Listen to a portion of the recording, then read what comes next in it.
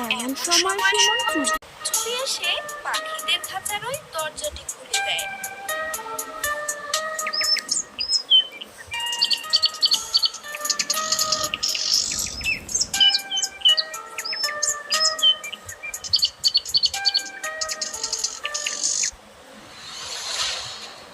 ওদিকে কিছুক্ষণ পরে মহাজনের ছেলে এসে দেখে খাঁচার দরজাটি খোলা।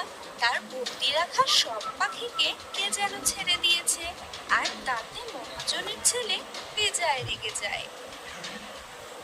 এটা নিশ্চয়ই ওই সুমনেরই কাজ। এই সুমন, সুমন কোথায় গেলি?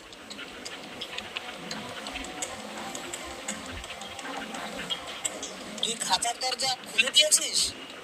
হ্যাঁ, আমি সব পাখিকে ছেড়ে দিয়েছি।